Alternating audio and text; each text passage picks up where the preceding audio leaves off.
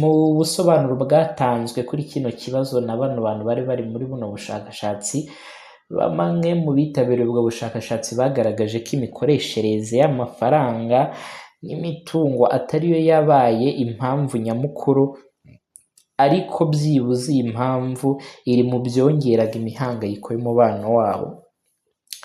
Gusa abandi bemeje ko imwe mu mikoreshereze y'imitungo n'amafaranga yakururaga ibindi bibazo, nk'ibibazo byo kugira ubuzima buzira umuze, cyangwa se wenda umuryango ukaba wabura amafaranga y'ubwishingizi mu kwivuza, cyangwa se kwivuza muri rusange, cyangwa se umwe mu bashakanye akaba yakoresha amafaranga mu buryo mu bindi bikorwa bitari byiza, ndetse nanone byakururaga impamvu ya gatanya nko gukoresha ibiyobyabwenge. Birumvikana, urumva nimba couple yarakoreraga amafaranga makeya, n'utwo duke tubonetse tugakoreshwa nabi, tukajyanwa mu ikoreshwa ry'ibiyobyabwenge, iyo nayo yabaga impamvu nyamukuru yo kuba abantu baragiraga gute, byaraje kurangira bakoze gatanya.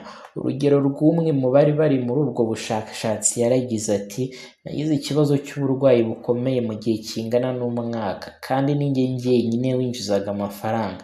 Rero amafaranga yari make ugereranyije n'ibyari bikenewe ngo umubano wacu urame. Rero imihangayiko yo gushaka amafaranga no kuyarondereza ndetse no kuyivuzamo byabaye umutwaro utoroshye, birenga ubushobozi bwo kubyihanganira, birangira bibaye impamvu yo kwaka gatanya.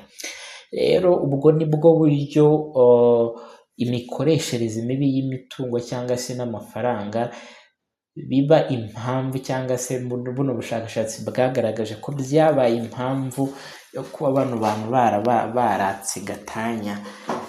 Igihari rero ni kimwe, nuko ni ibintu byumvikana cyane, kuko urugo ntabwo rukenera urukundo gusa, cyangwa se kuba abantu babanye gutyo gusa, ahubwo haba hakeneweho no kuba abantu bakoresha neza ibijyanye n'amafaranga.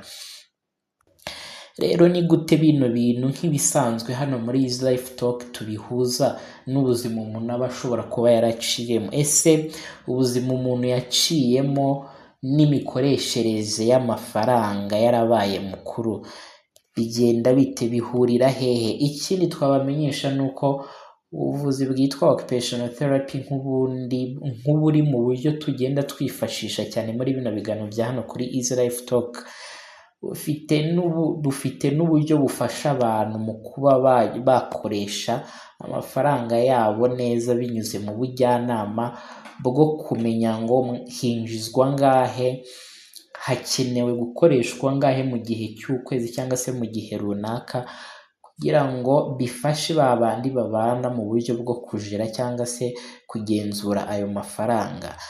Rero tugiye gukomeza turebera hamwe, ese bihurira he n'ubuzima bwahise bw'umwe muri aba ngabo uba waragize impamvu, cyangwa se bombi baba baragize impamvu zo kuba bagira igitekerezo cyo kwaka gatanya.